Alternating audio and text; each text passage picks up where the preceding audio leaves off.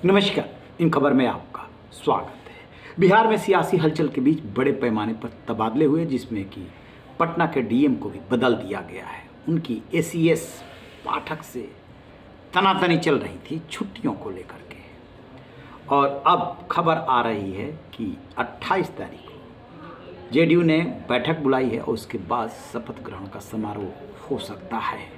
इसके पहले बीजेपी ने कल बड़ी बैठक बुलाई है। सांसदों, विधायकों, बड़े नेताओं बिहार के और जिलाध्यक्षों की बैठक बुलाई गई है। दरअसल बीजेपी अभी कंक्रीट प्रस्ताव का इंतजार कर रही है, लेकिन इस बात के लिए सैद्धांतिक रूप से सहमत हो गई है कि नीतीश आते हैं एनडीए के साथ तो उनका स्वागत है। चिराग पासवान से लेकर के जीतन राम मांझी तक राय मशविरा का सिलसिला भी चल रहा है।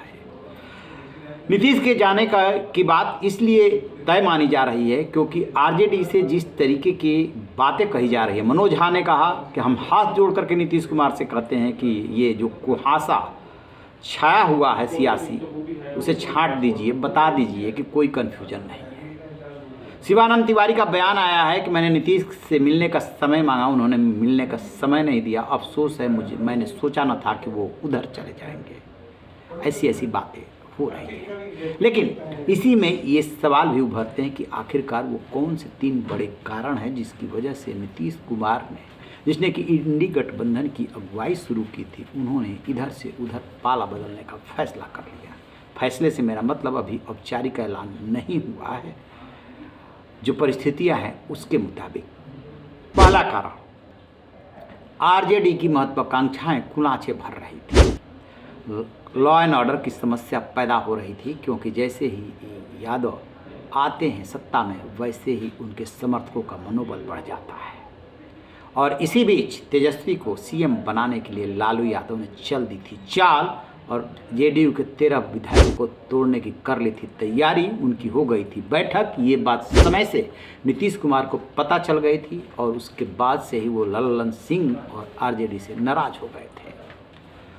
दूसरा कारण, जिस तरीके से तेजस्वी डिप्टी सीएम बनने के बाद से ही अपने मंत्रालय से इतर भी हस्तक्षेप करने लगे थे, आदेश देने लगे थे, उससे भी कहीं ना कहीं नाराजगी थी। आपको पटना नगर निगम की कहानी याद कीजिए, जो सरकार बनने के तुरंत बाद हुई थी और ब्यूरोक्रेसी का राबड़ी देवी लालू यादव के घर पे जमावड़ा लगने लगा था।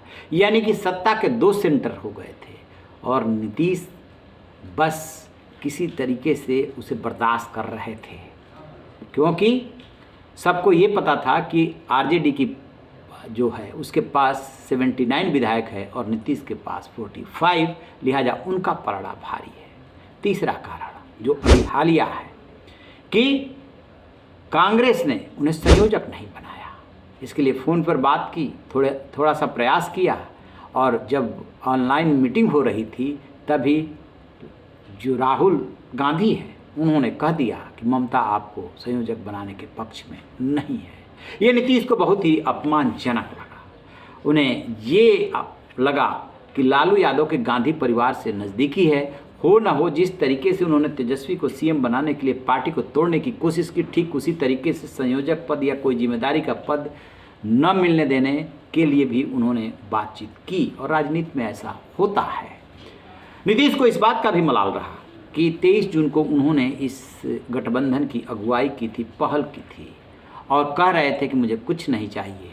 जातीय जनगणना उन्होंने कराया। जातीय जनगणना को कभी भी इंडी ने अपने एजेंडे में शामिल नहीं किया और नीतीश को इस बात का क्रेडिट भी नहीं दिया कि आपने पहल करके इस गठबंधन को बनवाया है।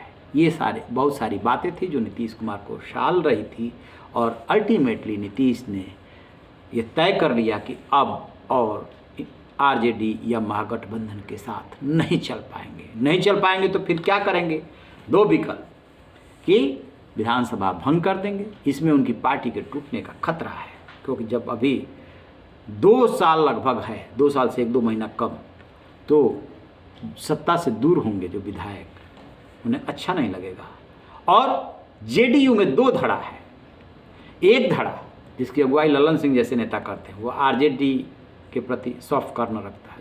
संजय झा वाला धड़ा, वो एनडीए और बीजेपी के साथ जाने का पक्ष धर रहा है। ये आज की बात नहीं है, जब इधर से कूद करके उधर गए थे तब भी ये बात थी और आज भी ये बात एग्जिस्ट करती है। सांसदों का दबाव था कि यदि गठबंधन से गए तो फिर सीट नहीं निकलनी है।